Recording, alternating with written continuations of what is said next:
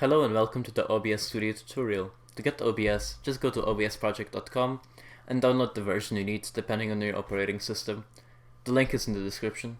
If you have a 64-bit computer, make sure to start the 64-bit version of OBS. Now, just click the settings button in the bottom right and switch to the output tab. There, change your output mode from simple to advanced and click the recording tab.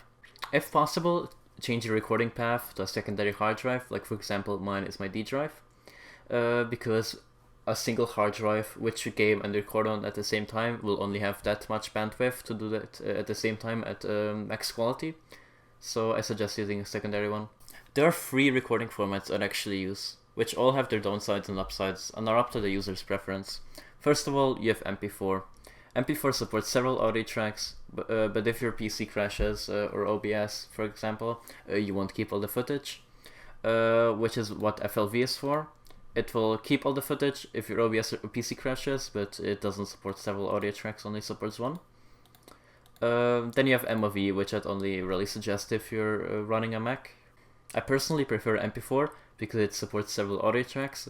For example, I use track 1 for my desktop audio and track 2 for my microphone audio. Now you will have another user preference option, the encoder. You should have X264, which is a CPU-based encoder, and H264, or its AMD counterpart, which is a GPU-based encoder. I prefer using H264 because it has a minimal impact on performance. For rate control with H264, I suggest using a CQP of 18 and everything else like it is on my screen. And for X264, I suggest using CBR with a bitrate of 50,000. And the profile main, and that's basically it. The H264 one will have a better quality and a bigger file size, but it isn't that big of a noticeable difference. For the audio tab, just change the bitrate of all the tracks used to 320. When you switch the audio tab, change your sample rate from the 41.1 kHz default to 48 kHz, and set up your microphone to the one I'm using. For example, I'm using a Blue Snowball.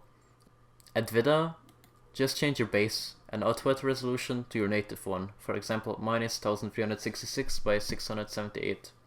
Then change the downscale filter to lengthless, which is the most quality if you're ever going to downscale your footage.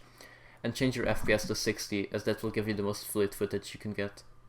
At the advanced tab, you can keep everything to default, but I personally use these settings. To record something, just click the plus on the bottom of the sources box and add either display capture, window capture, or game capture, whatever suits your needs. I will, as an example, use display capture and capture my second monitor.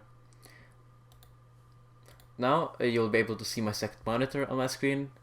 Now just transform it and fit it to screen, stretch it to screen, whatever, and start recording.